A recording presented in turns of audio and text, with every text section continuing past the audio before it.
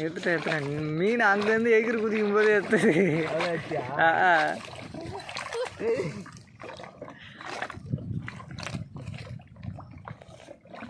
மான்னு கோத்துனே இரு மீன் வீடியோ எடுத்துனே இருக்கும்.